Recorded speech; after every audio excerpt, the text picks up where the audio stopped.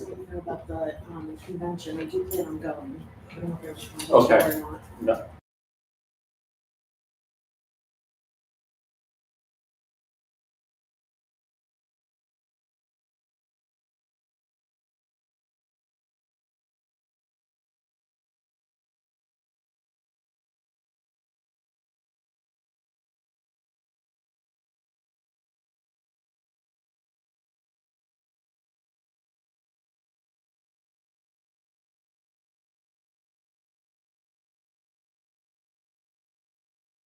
I mean, I'm fine.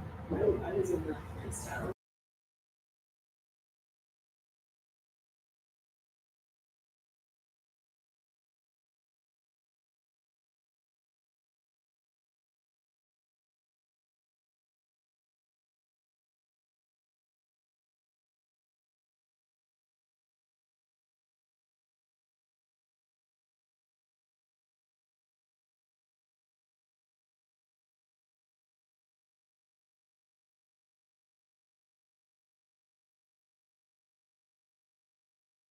Good.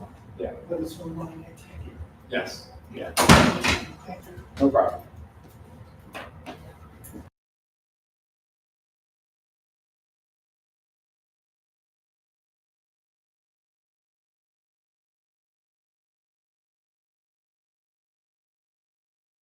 So early because I just book everything at a year in advance. I just do it all night.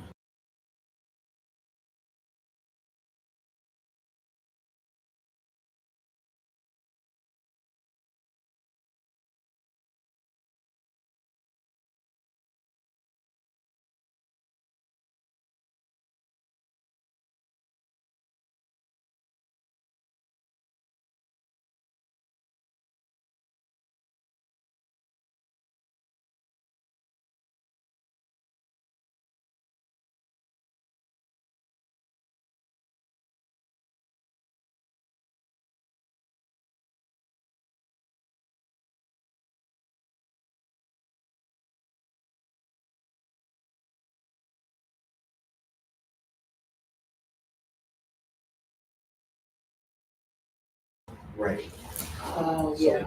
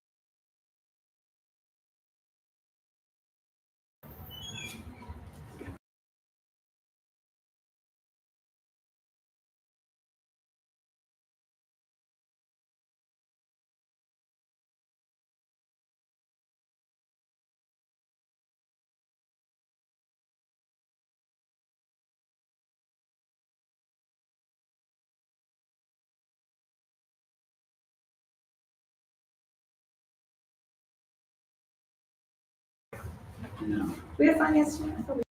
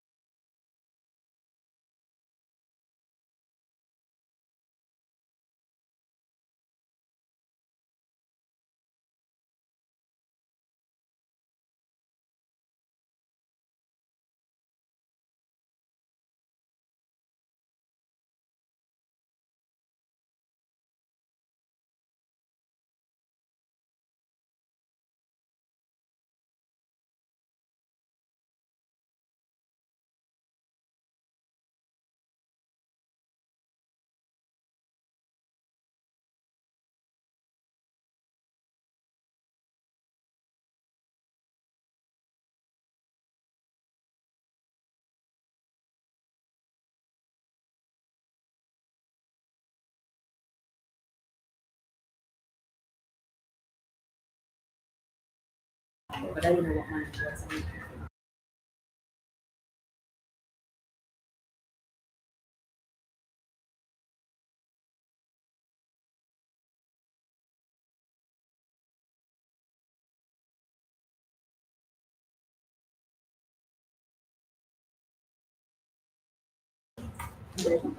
Right here. There you are. Good afternoon and welcome. This meeting is being held in compliance with the Open Public Meetings Act and is open to the media and public. Notices were duly posted and the meeting was advertised in the Huntington County Democrat and Courier News. Formal action may be taken. May we get a roll call? Mr. Pinto. Here. Ms. Fiore. Here. Mr. Lopes. Here. Ms. Menzer. Here. Mr. Peach. Ms. Bogorski. Here. Ms. Ryan. Here. Ms. Wolf. Dr. Cercio. Here. Please stand for the flag salute. Pledge allegiance to the flag of the United States of America, and to the republic for which it stands, one nation, under God, indivisible, with liberty and justice for all. Jason, just a second, so that we start. Now start with capital projects and communications. Bart, Mr. Superintendent? Yes, I'll do superintendent's report. Thank you. Matt, we'll start with communications. We'll start with that. Sounds good. I'll put this on.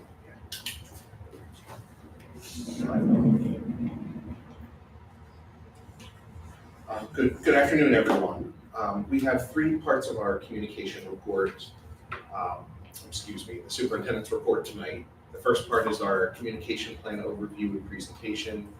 You'll get to see a lot of pictures of some of the summer work for our capital projects presentation. I'll have Jason come up and present that for us. And then Mr. Tumolo is here to talk about our HIV self-assessment report as well. So, as you know, last year we embarked for about, I would say for the past 6 months or so on planning communications to look for ways in which we can enhance our communications district-wide and within each school building. So tonight I want to present to the Board of Education and members of the public some background on our communications planning, the data we gathered, the goals that were developed in concert with the communications consultant that we used, as well as with the Policy Communications Committee, and then a timeline for implementation. So I'll start with a little bit of background. Just one slide here. We investigated ways to enhance our communications and looked for an individual or individuals that can help us work with this communication enhancement. We joined a communications consortium that is operated by the Haddon Township School District. And that consortium consists of school districts like ours and others that all represent this group that work with communications individuals trained especially in PR that works at the Haddon Township School District. This individual, or these individuals I should say, worked with us to conduct a review of our district communications practices. Our purpose was to seek, evaluate, enhance, and refine our communications methods and practices in the district. We wanted to review additional existing communications and ways in which we talk with the public and with our parents. We gathered feedback that we received through a survey that was shared with parents, employees, and community members, as well as focus groups, and then goals were recommended and discussed. And as many of the board members may remember, we started this about mid-year this past year. We investigated the PR consortium, the communications consortium. We identified an individual that had a PR background that worked within the consortium, and we contracted with her to help us with this. Overall, the background was we believed that communications is always a goal of the district and is certainly a board goal that is ongoing and evergreen every year. And our goal really was to assess our current communication practices. We collected some data.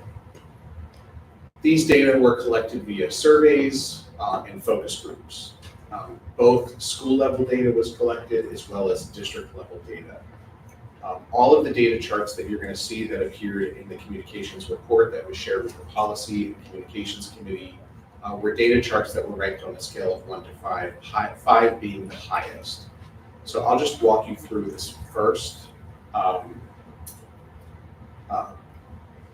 data piece, and then I'll let each chart kind of speak for themselves. So this question is, as you can see in the corner, data, and it's school level data. So this question was asked on a scale of 1 to 5, with 5 being the highest, please rate your satisfaction with existing communications at the school level. So this is overall satisfaction, a 1 being least satisfied and a 5 being most satisfied. So what we were looking for is data, this data to show us areas of 4s and 5s to see if we had good satisfaction with the existing data, and where we saw 1s, 2s, and 3s, we dove into some of that information in our focus groups later on. So overall, some great satisfaction with school level communication. When it comes to accuracy of school level communication, again, over 50% satisfaction as a 5, about 28% satisfaction as a 4. So add them together, we've got folks that are about 80% satisfied with the accuracy of school level information or communications. Clarity of school level communication. So you can see on a scale of 1 to 5, this is about clarity. You can see our 5s are around 47%, 4s around 30%. Again, we're going to put it in the 70, 80, 90% range of satisfaction. And then school level data on the quality of communications. Somewhere in the 40% for a 5 and almost 30% for a 4. So you see with the school level charts, we're leaning a little bit to the right-hand side, right? Our public, our parents are really satisfied with school level communications. District level communications is a little bit different.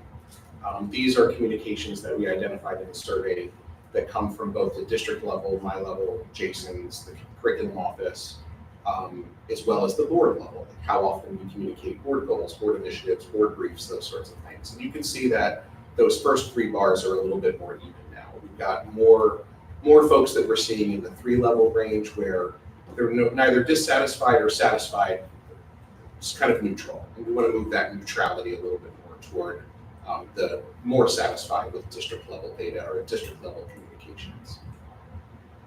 The accuracy of communications, again, 4s and 5s looking around 64%. Communications are accurate, but we see some of those, that bar for the number 3, which is kind of neutral, being a little bit higher under district level accuracy of communication.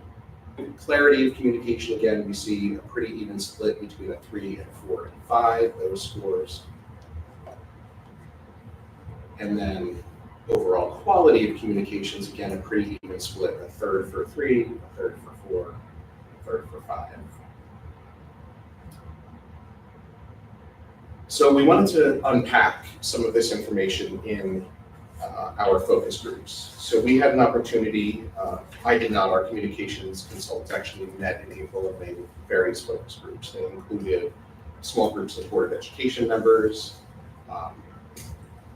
The individual consultant came to a leadership team meeting where she interviewed and talked with the entire leadership team without me there. Parent focus groups, staff focus groups, certificated staff, non-certificated staff, because sometimes different depending on the employee in the district, they have different feelings toward and thoughts toward communications. And by and large, really the good news here, and the communications consultant shared with the Policy and Communications Committee, that there are many strengths to our district in the way in which we communicate. We have numerous methods of communications between our Wednesday blasts, newsletters, phone messaging that goes out for emergency purposes. We have a lot of different methods to get to our stakeholders. The Reddington teachers and administrators care very deeply about creating a warm and welcoming school environment for students and families. We want to communicate, in other words, we want to engage with our families and with our community. There's a really strong feeling among the employees in the district that we want to do this, and that's reciprocated by parents and community members, where they feel as if the school wants to be involved in the community. And there's a strong interest in all of the school district and board level to involve parents and involve the community in activities and initiatives. Over and over again, I would say that the communications consultant kept hearing how much we want to be doing outreach with the community. We want to be involved in programming, have the community involved in programming, and have as much of a home, community, school connection as possible. So the appetite is there, and I think that's the bottom line of our strengths is we want to engage the community in the schools. Where there are opportunities, and these are opportunities where we can be more efficient, we can be better with our communications tools. One of them is how can we better utilize our existing communications tools?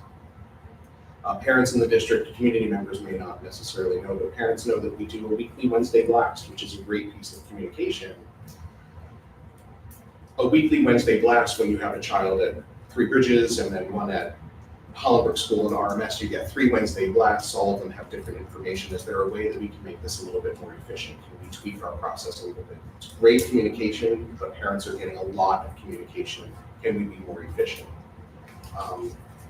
Can we also create other types of communication, like newsletters? Like Wednesday blast is more for like announcements and important dates, but can we share newsletters, which is initiatives in our district, happenings around the schools, good news that we want to spread? Can we create protocols for different kinds of communications when we want to communicate via news and announcements versus a newsletter versus a newspaper article or a TV production? There are some limited methods for news sharing with the general public. So we know that our community is certainly made up of parents, but we know that our community is made up of individuals that may not have children in our K-8 schools. Remember, we're only a K-8 school, so even if there are children in grades 9 through 12, they may not be getting our Bennington news. So can we find other news outlets that we can harness? Can we do mailers? Can we join with the township committee and perhaps create a newspaper or magazine or something like that to share the good news here in Bennington Township? So where are there other opportunities? Because the goal under that opportunity is to not just have parents be involved in what's happening in the school, but for the general community to know what are the events and what are the initiatives that are happening in the school as well. And then where there's opportunities to streamline any internal communications and protocols, and that's within departments in the school, between buildings, from among the administrative team. How can we keep our employees in the district updated on some of the current happenings that may be occurring at the board level or at the district level?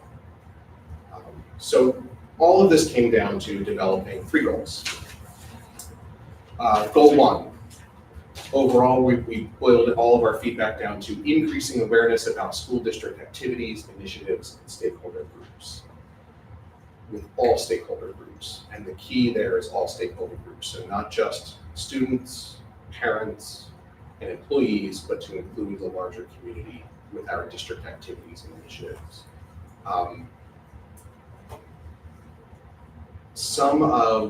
I'll go through all of the goals. Goal 2 is to utilize communication methods to ensure clear, consistent, and accessible communications across all of these channels.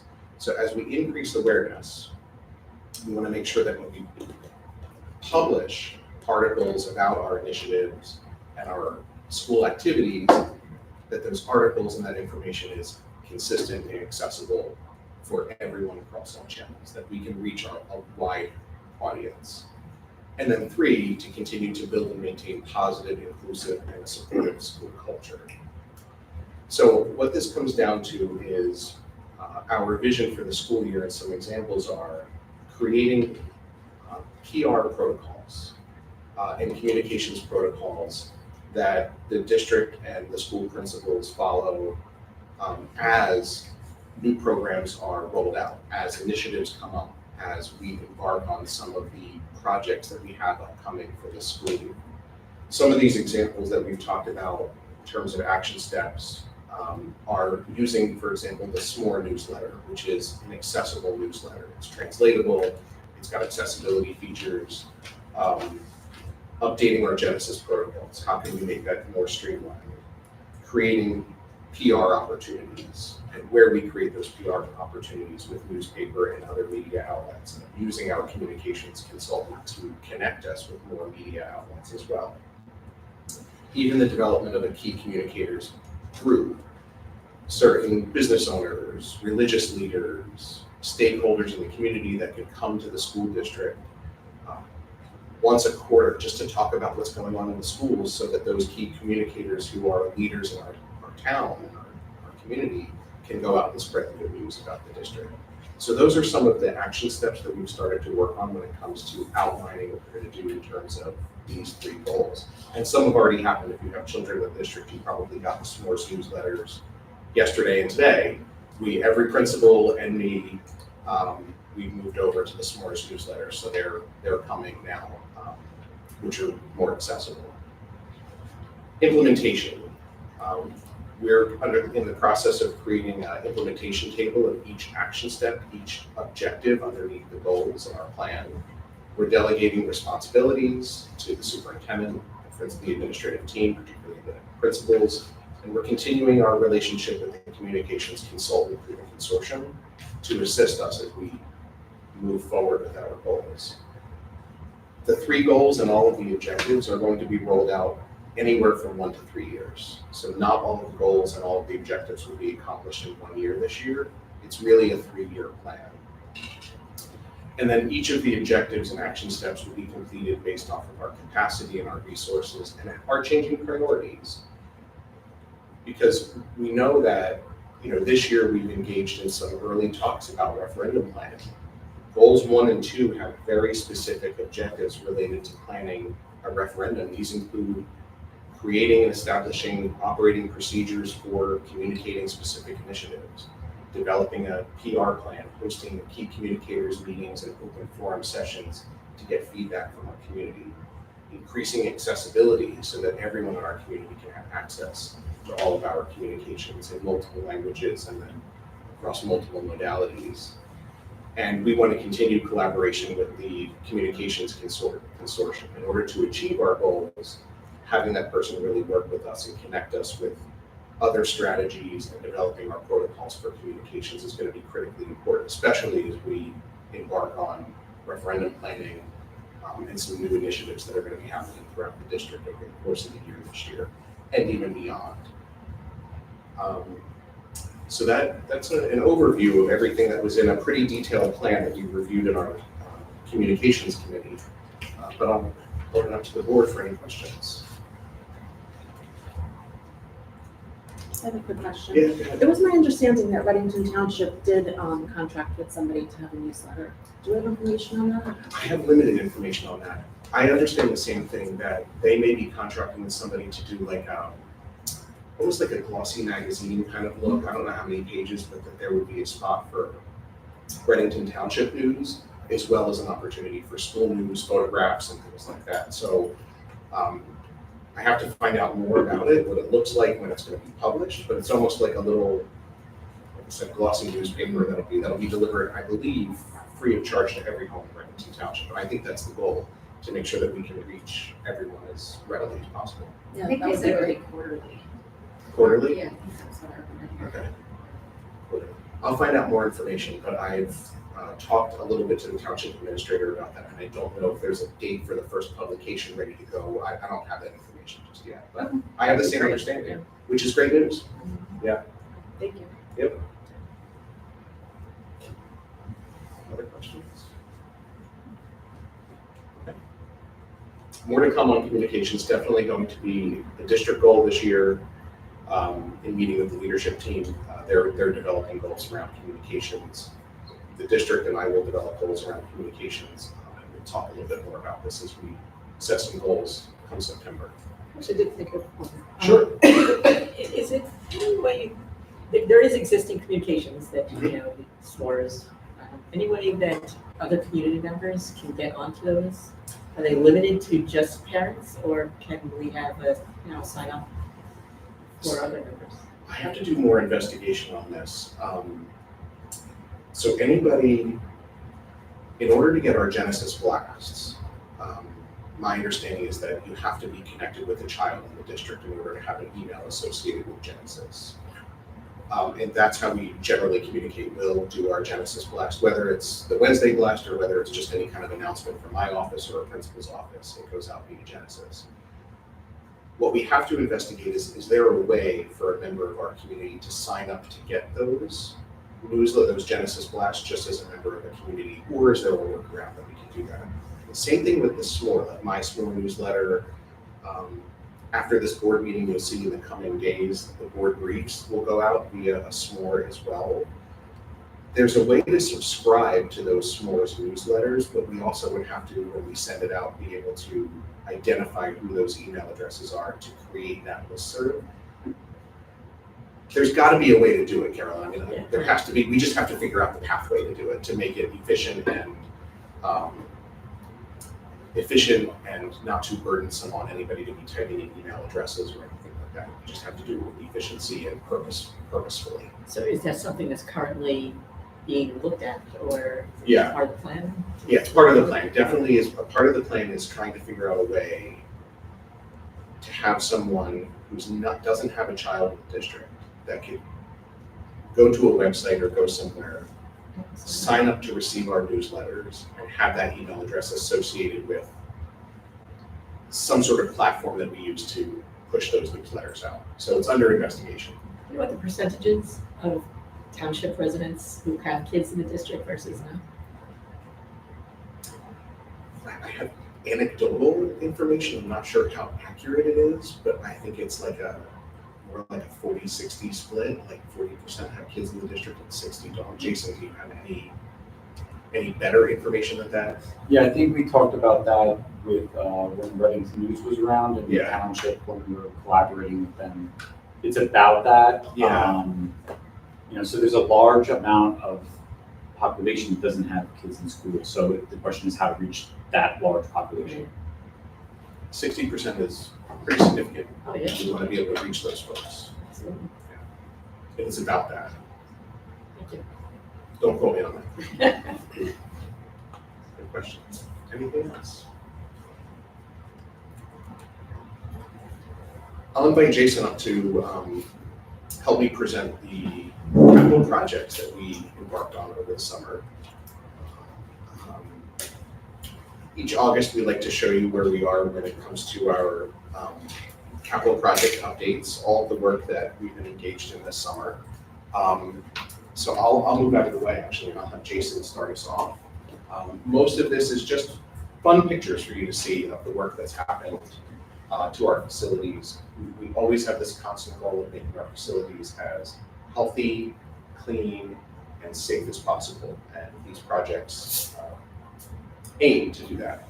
So to give you some background, the board as well as the public on how we determine capital projects. Every year, as part of the budget process, we sit down with administration and get feedback as well from staff on things they'd like seen done in the district. We compile that list. We also have a safety committee that does things quarterly, that recommends things, and then those things are vetted through the facilities department, superintendent's office, ultimately the finance committee as part of the budget, which then rolls into what you see today, because we need to finance the projects. And we prioritize them based on what administration as well as the board want to see done.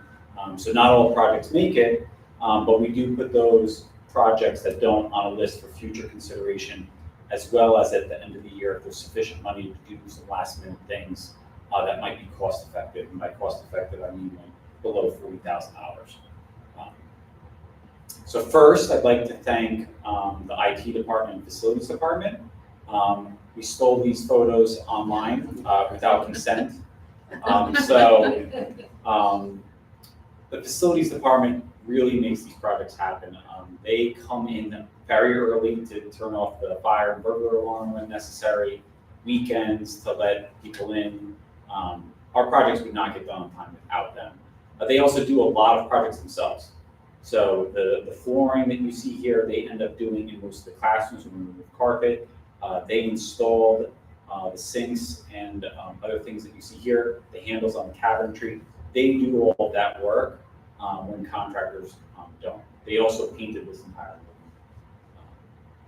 Also our IT department, shout out to Matt who's here tonight. The IT department does a lot of the back end work. They really respond quickly to things. I mean, put an example, remember the big software threat, the cyber attack that we had recently that delayed Delta and getting back up and running, that impacted us. That was solved within 24 hours by our IT department. So they are critical for the back-end network that you guys see every day. And most of our student learning goes through software platforms now and the internet. So the vast majority is built up by the IT department and the monitoring. So I just want to make sure that they recognize on how well they work.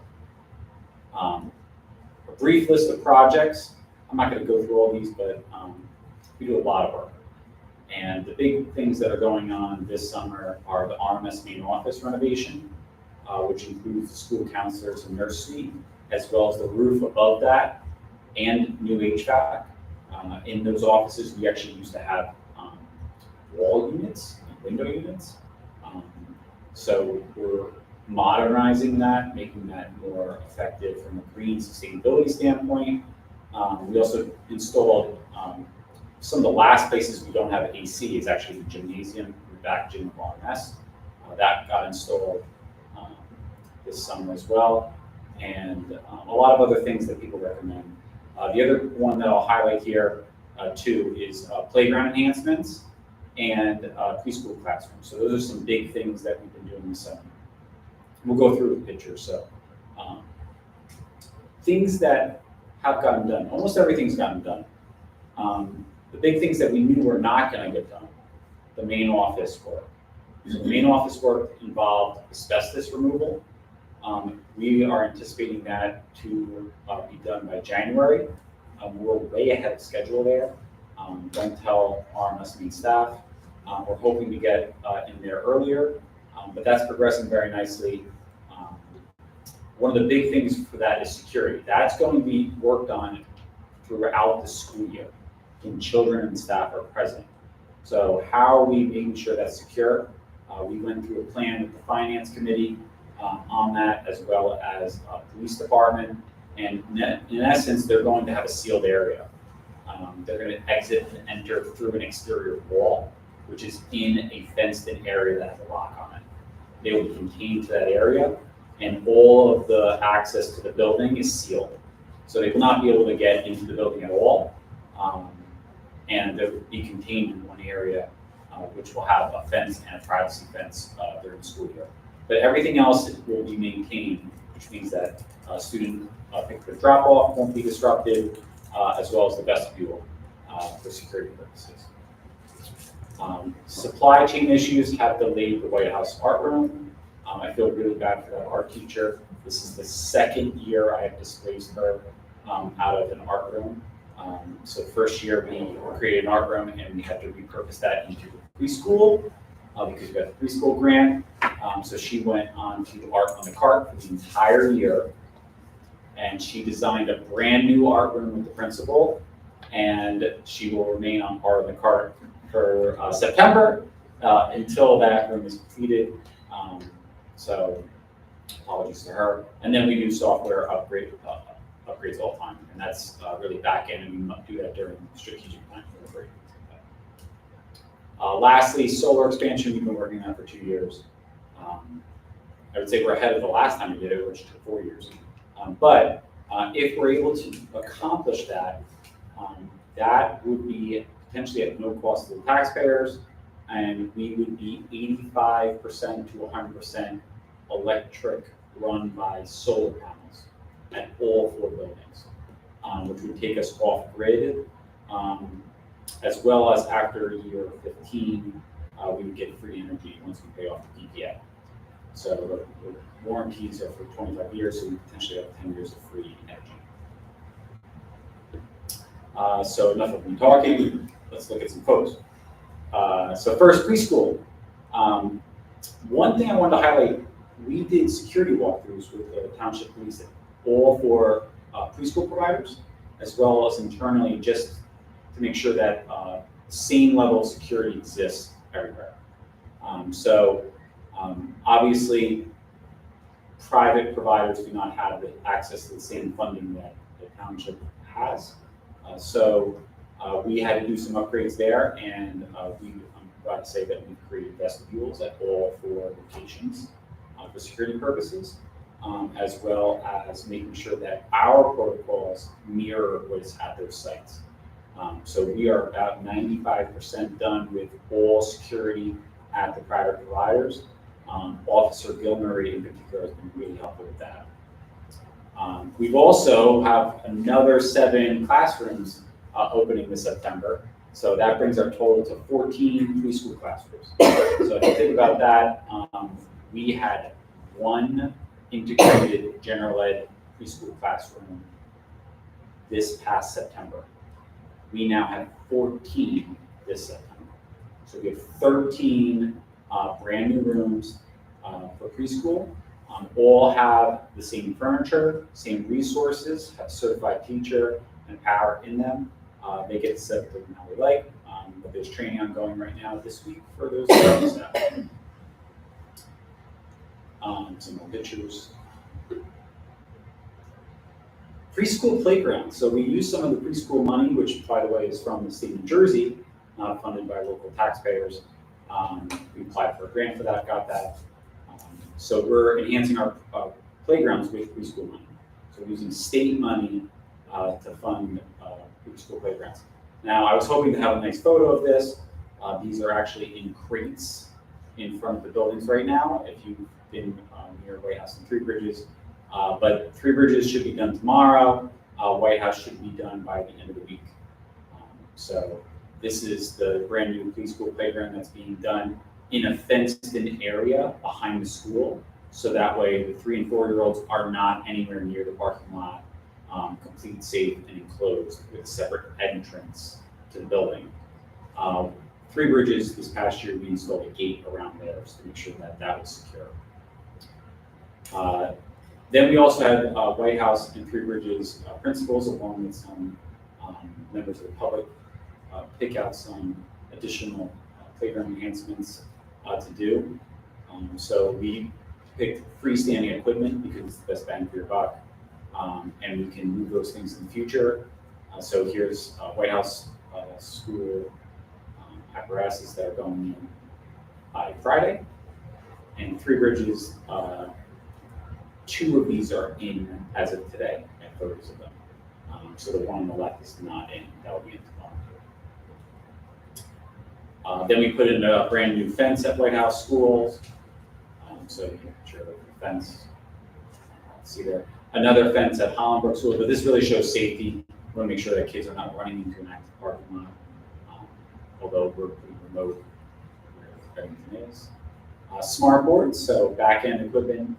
We have smart boards going in about 8 classrooms right now.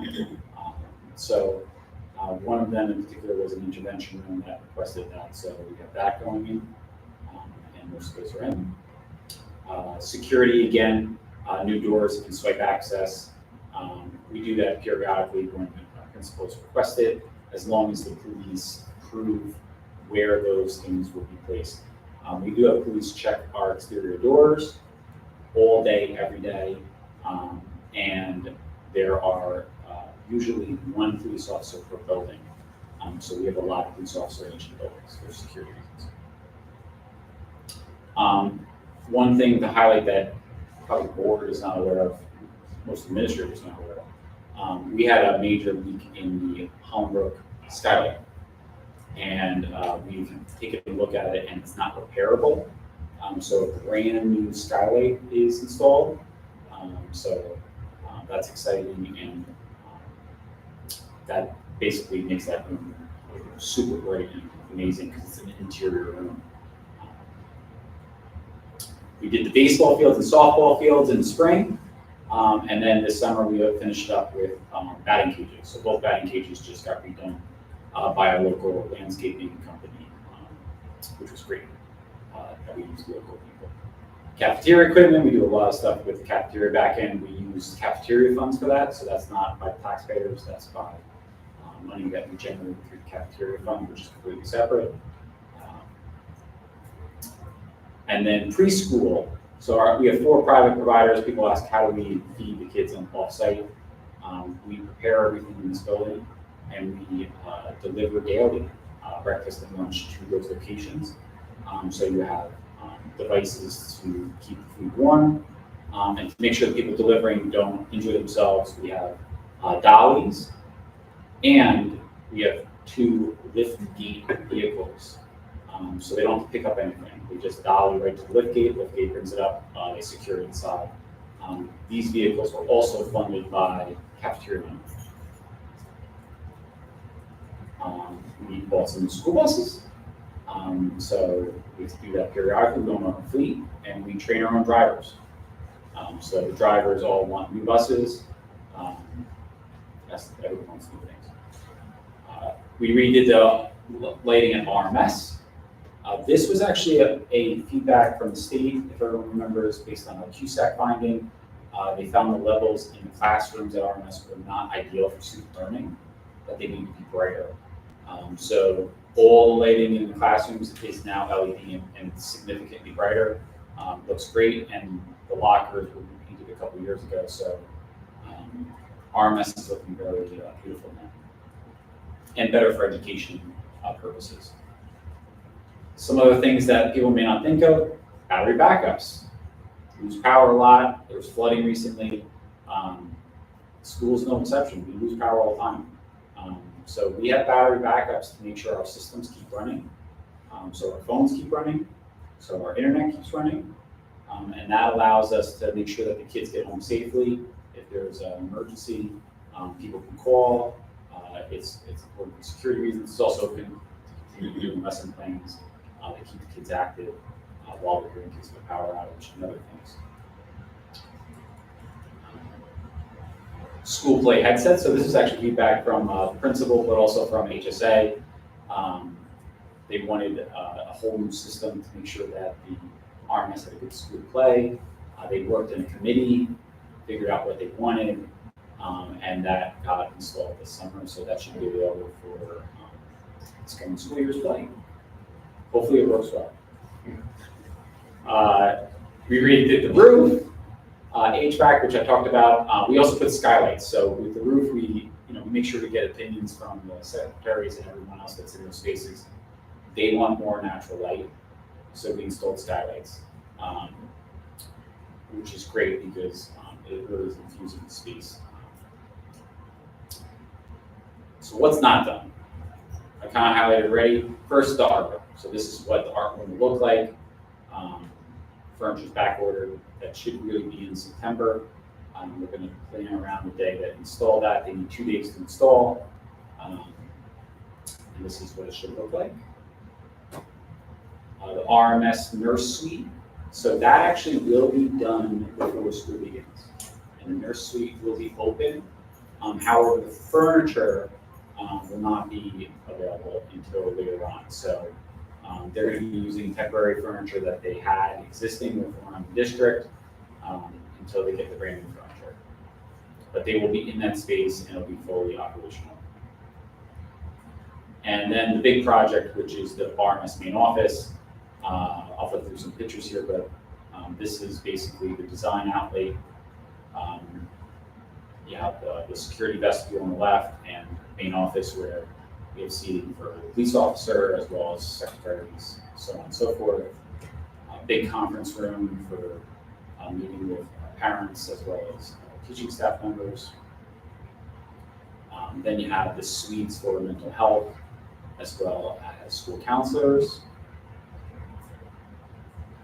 and principal's offices, storage, secretarial offices. That's all I have to share. So I was going to add Jason's picture to the end of the presentation because he didn't put his own picture in there. And I think that when it comes to thank yous, Jason, we owe you a huge thank you because managing construction projects is a full-time job in and of itself. And you manage them very, very well, extraordinarily. They're all been very successful under you and Don's management. So thank you.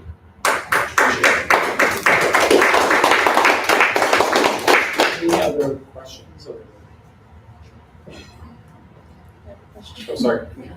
Thank you, this all looks fabulous. My question is, what is cafeteria money? Can you just clarify that? So most of our projects are funded by our capital reserve. So the finance committee makes sure that we have ample reserves.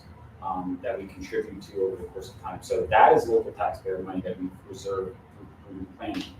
Cafeteria money is generated through sales in the cafeteria, but it's also through commodities. We get free food through the new report, and by federal money through signing families up for free and reduced lunch. The more families that are signed up for free and reduced lunch, the more money we get. And we get a lot of excess money that the federal government has to us because of families that sign up for that. So a lot of our surplus is really actually federal money. About half of our surplus is from the federal government. And then we use that money to do things like this. The rest is really like cookies and other things we sell out there. The more kids buy cookies, snacks, waters, the more cafeteria money we have. Yes. So cookie sales are good. Any other questions? I had a question. I do have a general comment. If I could ask everyone to speak up, it's really hard to hear. Jason, you did a good job. I could hear you. Jonathan, I was struggling with you. I would do so. Okay. Thank you. Thank you.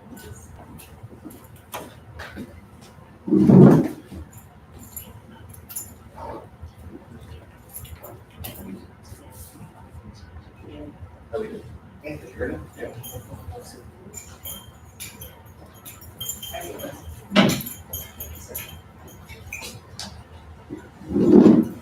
How you doing? Good to see you. So I'm here to just present our HIV self-assessment results for the previous year. So we do this every year at the end of the school year. We, as a team, the school climate and school counselors come together, and we just look at our practices and procedures, and then we pick some goals for the following year. So I'm just going to go through. If you have any questions, we'll talk about it. So basically, the process for determining and submitting the scores, I just want to run it through real quick for some of you, for all of you. So it's, the school climate team meets together. The school counselors are part of that, and pretty much we go through the self-assessment that is from the state, and we answer each of the questions and determine our scores from there, right? From that, the data is shared with with me, and I present it to you. And then I will submit the final scores to the state for final certification, which I'll then post that state of assurance on the website. That's pretty much the process. As far as the assessment itself, right? So there are 8 components to it, eight elements that we go through. It's pretty lengthy. It talks about, the first section is HIV programs and our approaches. Training on the BOE approved HIV policy, other staff instruction and training programs. There's a section on curriculum and instruction, on HIV and related information and skills, HIV personnel, school level incident reporting procedures, our investigation procedures, and then finally reporting. Those are the main sections. There's 26 indicators total. So again, we go through and as a team discuss each of those elements. The grading scale is 0 to 3. 0 does not meet requirements, 1 is partially meets, 2 meets all requirements, and 3 exceeds requirements. The highest possible score is 78. If we met all criteria and got a 2 in each area, the score would be a 52, right? So we typically score high. So at Three Bridges, highest score was a 78. White House scored themselves a 78. Hollenberg scored themselves a 78, and Reddington Middle School as a 76. Now each of these we usually score within these numbers, and each year it kind of depends. We'll fall within between 75 and 78. That's usually where we fluctuate. And it's not going to be perfect every time, right? So we're going to pick some goals and adjust from there. But I think that, and I think you'll see too, the team agrees that we have a really solid procedure and policy around our HIV investigations, and are there areas to grow? Sure. always, right? So that's our score for this year, for each building. Strengths within, the assessment itself, our programs and approaches are really strong. Reporting procedures, we have a really great procedure in that way. The investigation procedure is really strong, and HIV reporting as well. Some areas for growth, this is usually an area that we always find that we can always improve on is training, right? Training for students, training for staff. The state does say any adult that comes into the school, school volunteers, things like that, need training as well. Bus drivers need training in HIV. So it's finding ways to make sure that we're reaching out to all of those stakeholders and all of those people involved, that they're trained and up to date with the policy and procedures that we have in place. So that's always an area that we look to improve upon.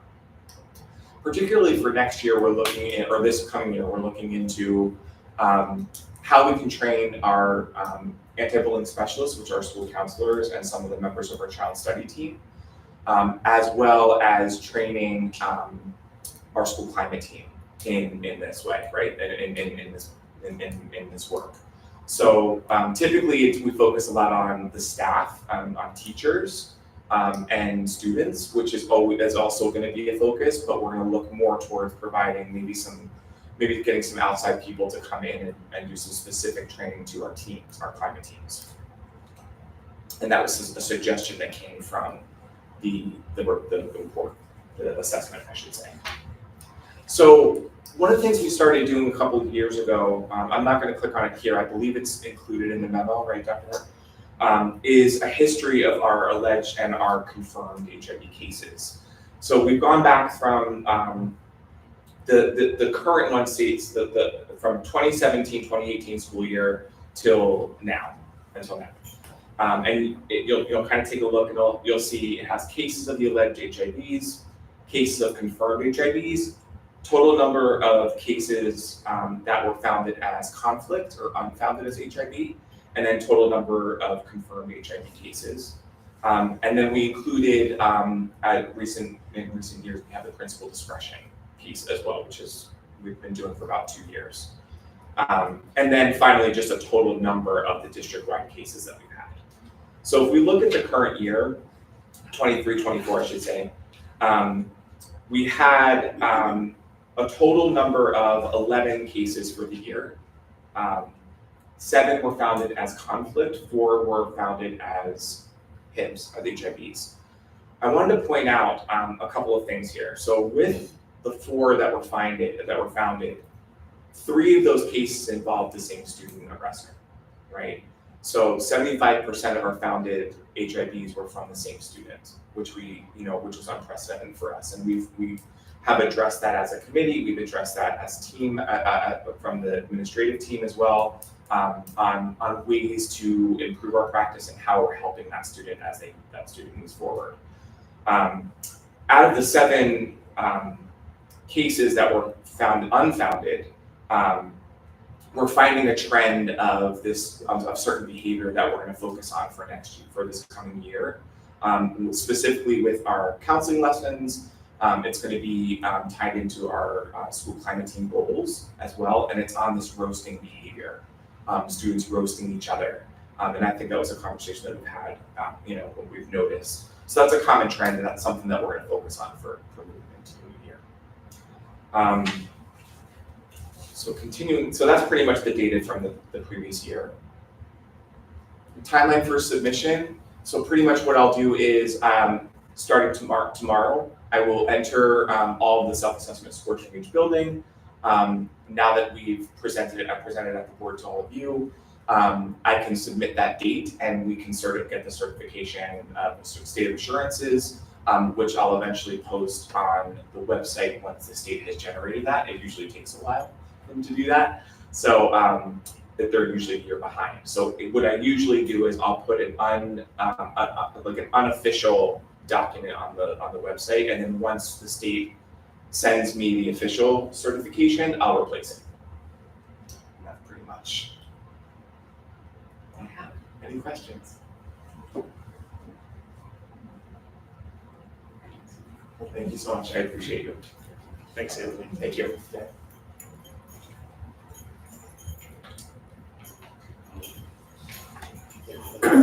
Thank you, Mr. Tumolo, and Dr. Hart, and Mr. Bone. Busy summer, a lot of good projects happening. And also, I know the communication report, we're gonna talk a little bit more about communication, we'll talk about our goals, but thank you, a lot of great stuff happening. Okay, we are now open to the public, limited to action items on the agenda. Can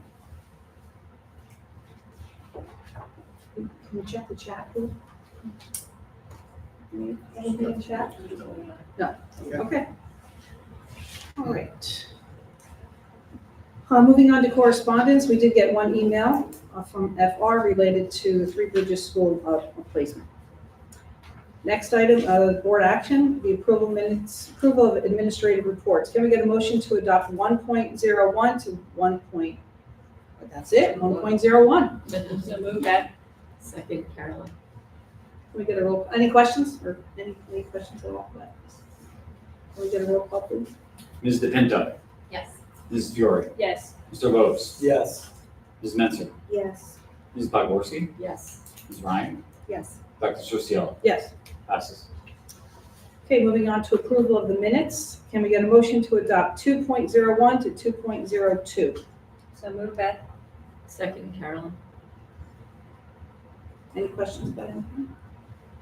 Can we get a roll call, please? Ms. DePinto, Yes. Ms. Fiore, Yes. Mr. Lopes, Yes. Ms. Menzer, Yes. Ms. Podgorski, Yes. Ms. Ryan, Abstain. Dr. Sucio, Yes. passes. Okay, moving on to finance and facilities. Can we get a motion to adopt 3.01 to 3.05? So move that. Second, Carolyn.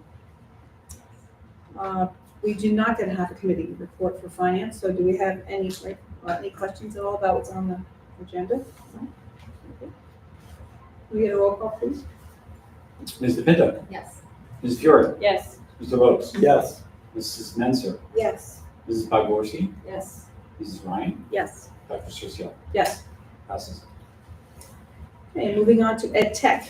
Can we get a motion to adopt 4.01 to 4.08? So move that. Second, Carolyn. And I know we have a committee report from ed tech. We do, and a lot of curriculum stuff here, so I will go through as quickly as I can. So the Ed Tech Committee met on August 14th. The first thing we discussed, we did the curriculum revisions, which are on our agenda for approval tonight.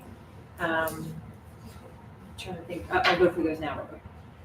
So for kindergarten through 5th grade, the math changes were updated the New Jersey Student Learning Standards, the data literacy portion of that. There were also updates to the interdisciplinary connections and updates on scope and sequence.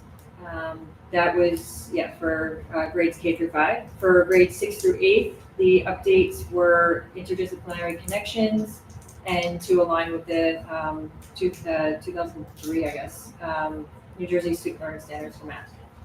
For Algebra 1 and 2, update to the standards, interdisciplinary connections, and that includes 7th honors and 8th advanced for Algebra 1, and Algebra 2 is 8th honors. For science, K through 5 and 6 through 8, updated interdisciplinary connections. For health, K to 2, 3 to 5, and 6 to 8, updated interdisciplinary connections. And in 6 through 8, the scope and sequence was updated due to scheduling. For physical education, grades K to 2, 3 to 5, 6 to 8, updated interdisciplinary connections. There are new encore classes at RMS due to the schedule changes. This was very exciting, and actually, I know sometimes curriculum can be boring, but please go through and read some of these because they sound like fantastic classes to take. Yoga and mindfulness, exploring national parks, experimental design and inquiry, kinesiology, if I'm saying that correctly, achieving fitness and adventure approach, PALS PE, mock trial, psychology, and no passport needed, climate, culture, and cuisines of the world. So those are all new and exciting. For gifted and talented, the updates for the New Jersey Department of Education GT requirements and revised the chronology of required documentation and the appeals process. And then the exit process if someone wanted to be removed from that program. And in 5th grade, there was a few revisions in Unit 2. For world language, all the world language, Spanish, K through 5, and then 6 through 8, French 6 through 8, Chinese 6 through 8 were all updated for interdisciplinary connections.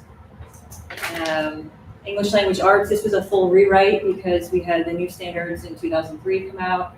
In K-2, the new reading program is reflected in the new curriculum.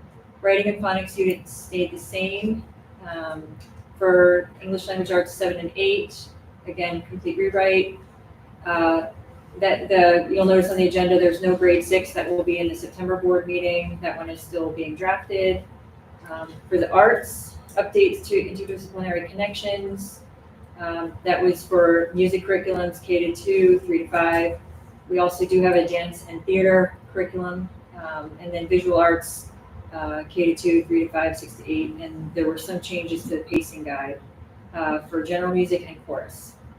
For social studies, interdisciplinary connections for math and ELA were updated.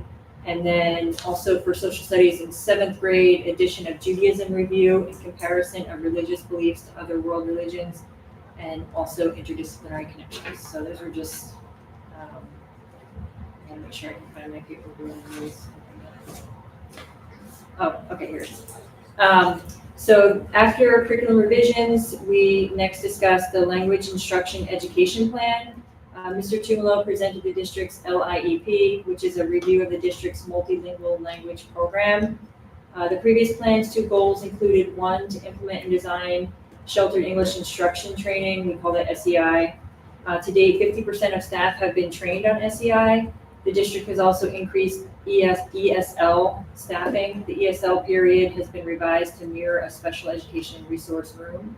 And the second goal previously was culturally responsive practices. This included better communication with families by translating newsletters and correspondence, and also increasing the use of pocket translators. The new goals for 24 through 27 is to increase participation at the Parent Advisory Committee by adding additional meetings. And the second goal, continuation of culturally responsive practices to provide educational support for parents and caregivers. An example of this would be help non-English speaking family members access school and community resources. Goal 3 is to identify preschool multilingual learners and provide professional development on SEI to the preschool staff. Next, we discussed the professional development plan. Mrs. Kreil presented the district's professional development plan, which is state mandated to be updated annually, along with the mentoring plan. Mrs. Kreil also presented that. Our district differs from others in that we have a great buddy system for new hires, and we go above and beyond state requirements to onboard new staff members. She noted the district has 25 new hires, 5 in preschool alone this year. The new teacher orientation is scheduled, actually happening this week. The field trips list is on the agenda. It's an all-encompassing list. It doesn't necessarily mean that every trip will take place. Some trips may be added later in the year. Paper down when I need that.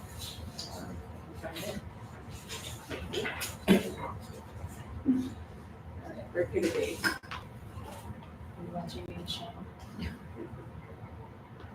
I think after field trips, it was the HSA fundraisers, if I remember correctly. Yep. That again is a full list that the HSA provides, but other fundraisers may come up throughout the school year.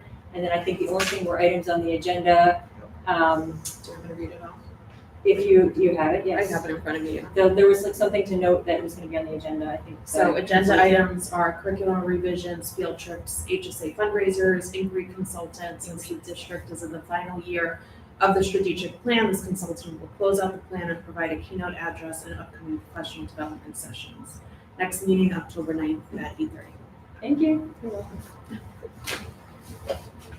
Thank you very much. Any questions about anything that came up? I don't have any questions, but just a comment. It's just such an immense amount of work, and I just want to thank the district and curriculum supervisors and all the curriculum writers and it's so much that they had to put together and do, and they did a fantastic job. So I just want to shout out to them. Thank you. It is. It's a tremendous amount of work. Thank you. Any other questions or comments? All right, can we get a roll call, please? Ms. DePinto, Yes. Ms. Fiore, Yes. Mr. Lopes, Yes. Mrs. Menzer, Yes. Mrs. Bugworski, Yes. Ms. Ryan, Yes. Dr. Seussiel, Yes. passes. Moving on to personnel, can we get a motion to adopt 5.01 to 5.21? So move that. Second, Carolyn. And we have a committee report. We did. So we met on August 13th, and we discussed staffing updates for the 24-25 year, preschool bus paraprofessional plan, the nurse job description, enrollment updates, other personnel matters, and the agenda items are new hires, nurse job description, and thank you statements. Next meeting is scheduled for September 18th. Thank you. Any questions or comments regarding personnel? All right, can we get a roll call, please? Ms. DePinto, Yes. Ms. Fiore, Yes. Mr. Lopes, Yes. Mrs. Menzer, Yes. Ms. Bugworski, Yes. Ms. Ryan, Yes. Dr. Seussiel, Yes. passes. Okay. All right, moving on to communication. Can we get a motion to adopt 6.01 to 6.02? So move that. Second, Carolyn. We do have a committee report. I know Randy is not here, Jennifer's not. Ellen, would you mind reading them? You were there. I have a copy here if you need it. I just want to make sure I'm not reading. Sure. Copy of it. Thank you. Sure.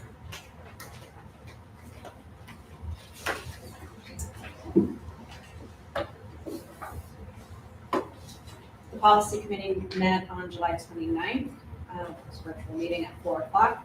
The first thing we reviewed was Strauss SMA Alert 233. We began our meeting with proposed revisions to policies and regulations as set forth in the Strauss SMA Alert 233. Bylaw 0141, it was board member, number, and term. The first revision discussed was bylaw 0141, which addresses the number and term of board members, as well as the term of board members filling a board vacancy. These revisions are straightforward and merely cleaned up the prior language of the bylaw. It was noted that a separate bylaw 0143 addresses the process to be used by the board when filling a vacancy and is not affected by the revisions to this bylaw. Next, we discussed revisions to policy 2200, which addresses curriculum content. These revisions make the language of our curriculum content standards consistent with the New Jersey Student Language Standards. The revised policy also deletes references to high school graduation requirements, which are not relevant for our K-8 district. We then discussed regulation 5200, which is attendance. The committee discussed the regulation having to do with student attendance. Legislation was recently enacted in New Jersey to permit students from grades 6 through 12 one additional state excused absence each school year in order to attend a civic event. Parents of students seeking an excused absence for attendance at a civic event must submit a signed written notice at least 5 school days prior to the event, along with any required documentation specified by the district. The Commissioner of Education will provide further guidance to districts regarding absences for these civic events. One change which Dr. Hart suggested to the proposed regulation, which the committee agreed with after discussion, was to not make it mandatory for parents to provide a written explanation for students returning from a one-day absence, but rather to make this optional at the discretion of administrators. The next policy and regulation we discussed had to do with firearms and weapons policy. It was noted that these revisions track recent changes to the code and statute. Dr. Hart mentioned that these revisions address the procedures to be followed when a firearm or weapon is found on a student or on school grounds. One member raised a question concerning the language of the policy, which is so broad that it would theoretically prohibit an off-duty police officer, including perhaps one of our school resource officers, from possessing a concealed weapon at a school event pursuant to a concealed carry permit.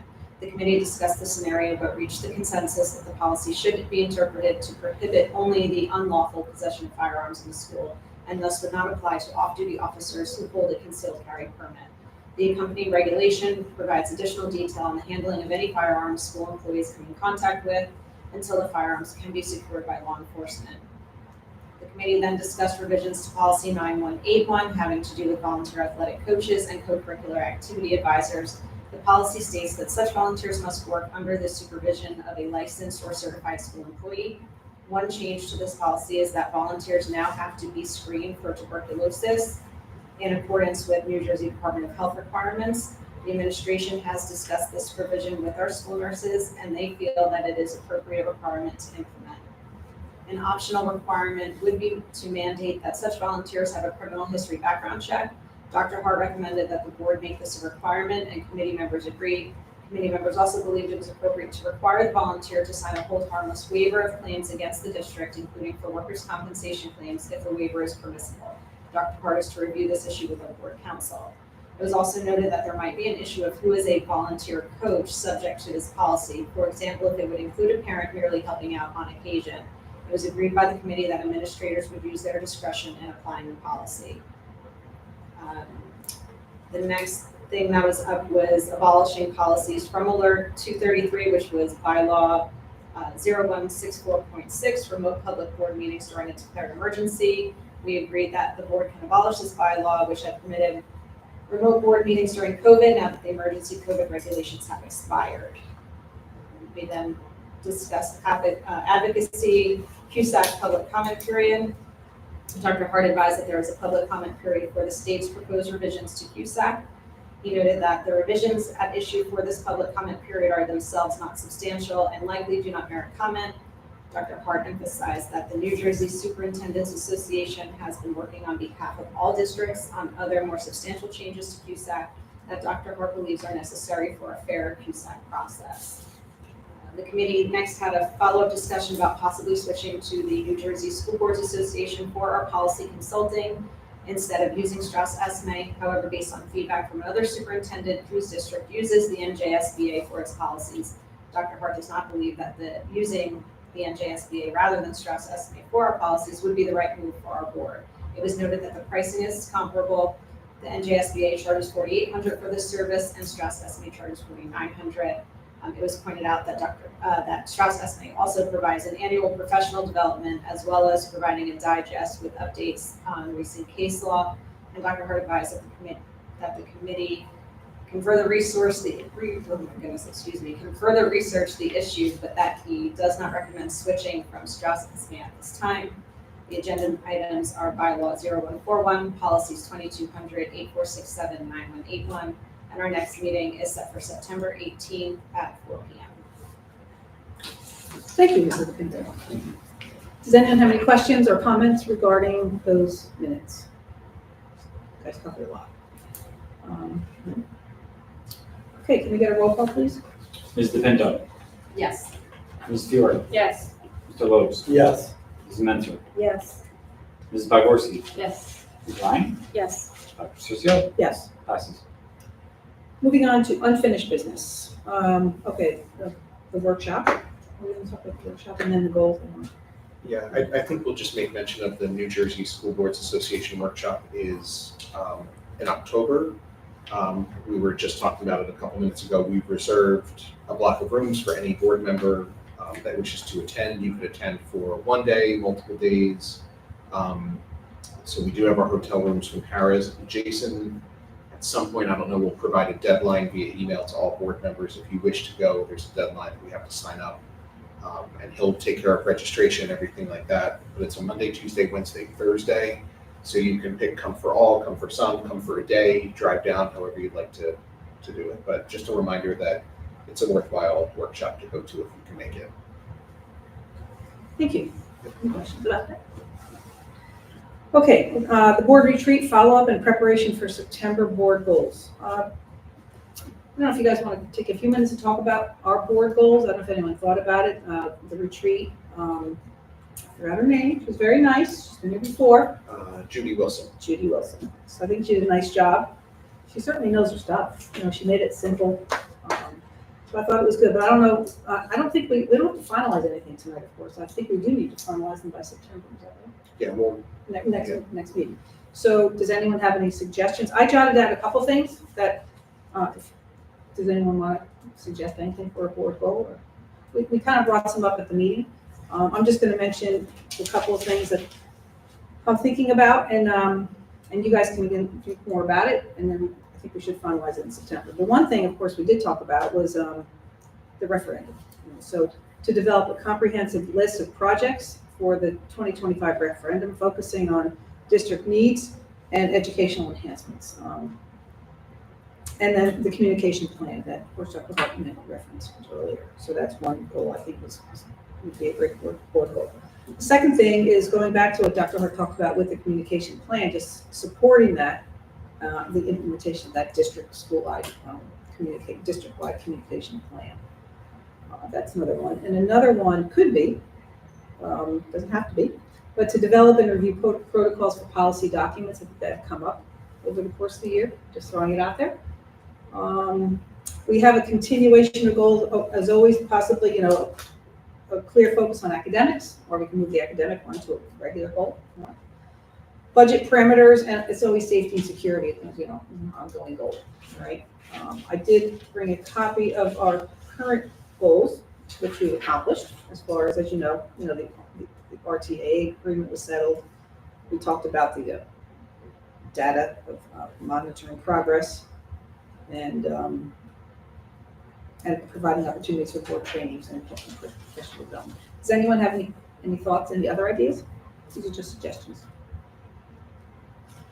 All right, that's fine. We don't have to, again, move forward with anything tonight, but I think next month we're going to finalize it. So if you guys is this something that we would email between now and then, or we just come to the next meeting with how do we do that? So we reached out to our New Jersey School Boards Association rep. It's no longer Gwen. Some of you have been on the board remember Gwen would come to board meetings and she would have us just talk a little bit about our previous goals, and then she would have a discussion with us about potential upcoming goals for the next school year, and we would use some of what we learned at our retreat as a launching point to talk about goals. So the plan for the draft plan for September, because I'll be presenting district goals after meeting with the leadership team later this week. I'll be talking about district goals. The board will be workshopping board goals. Our thought is to start the meeting a little bit early, even to accommodate the presenter schedule. Start at about 6. Under the superintendent's report, have me report district goals and what our vision is, the leadership team's vision is for the year, which we talked about even when we did my evaluation back in June. Communications planning, continuing with academics, the referendum, and then wrapping up the strategic plan. I think it's got to be somewhere embedded in our goals, but then have the presenter from school boards work with all of you to draft what board goals would be for this upcoming school year. With that, I guess, just think about what you heard from Judy Wilson last month and what board goals might be. One of my takeaways, I remember her talking about, boards really do the work to set up a legacy for future boards, future administrations, and think about what we can do in communications, the referendum.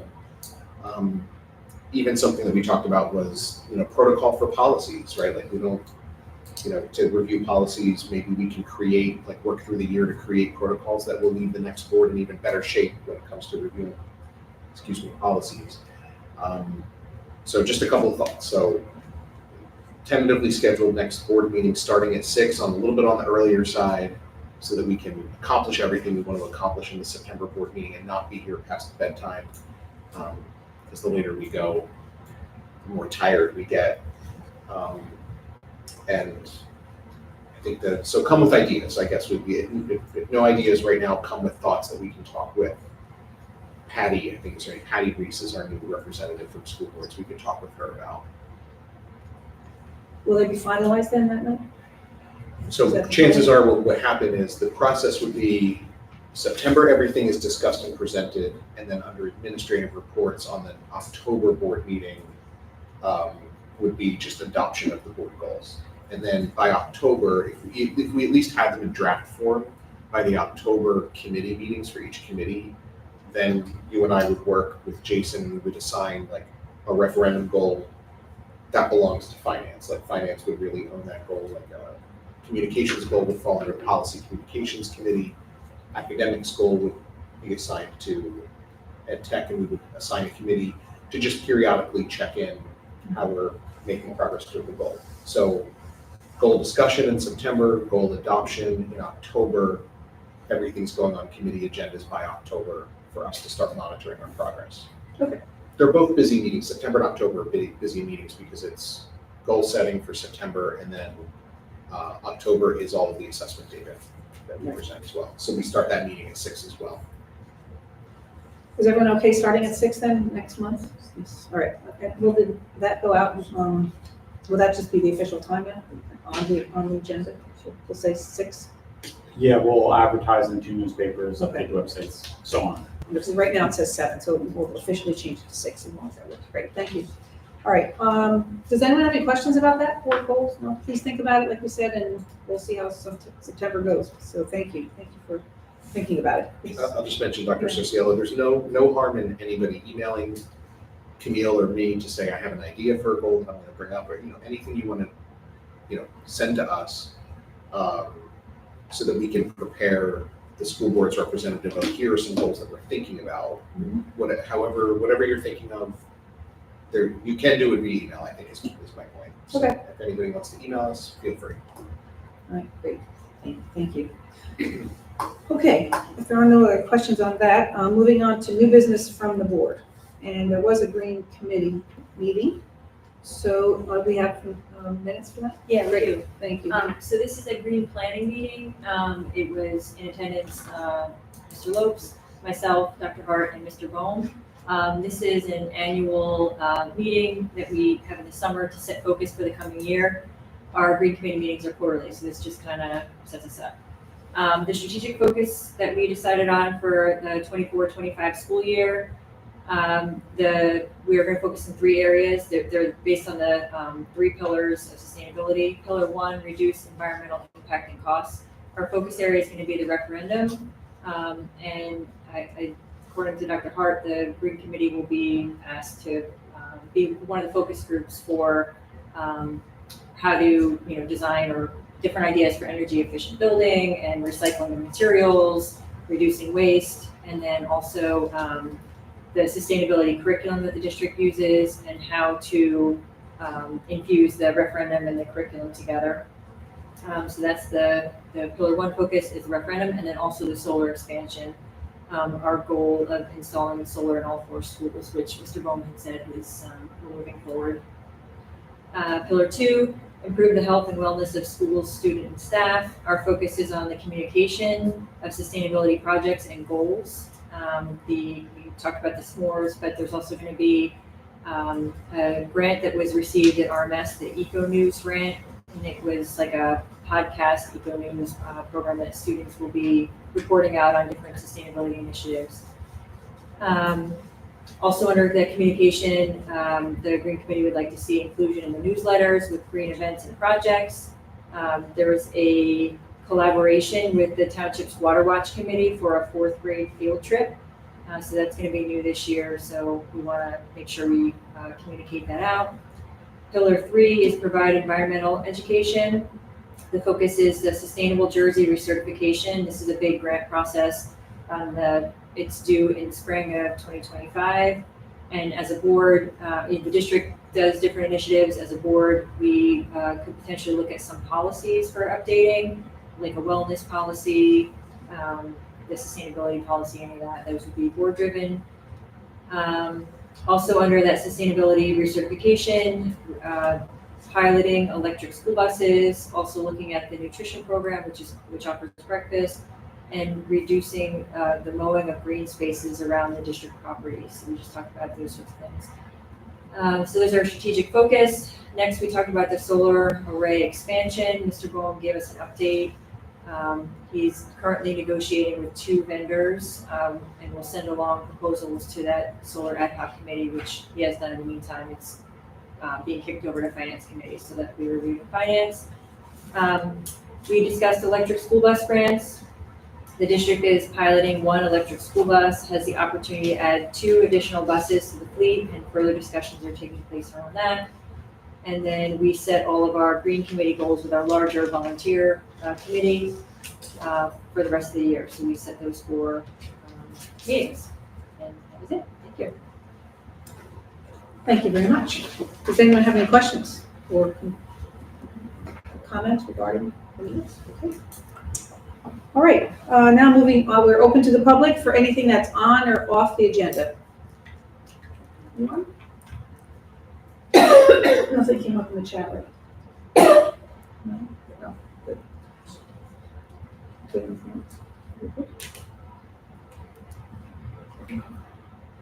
Anything else? Are we done? We're done. We don't have an executive session. We don't even have an executive We don't have session. an executive session, it's almost like, really? At the clock, you can, wow. Okay, unless there's nothing else, then a motion to adjourn our meeting. Can I get a motion to adjourn? So move back. Second, Carol? We get a roll call? Ms. DeVinto, Yes. Ms. Fiore, Yes. Mr. Lopes, Yes. Ms. Menzer, Yes. Ms. Bogorski, Yes. Ms. Ryan, Yes. Dr. Sozell. Yes, Thank you all. thank you, everyone. Michelle, I got your email about next week. Okay. Yeah, that's fine. I was actually, well, maybe,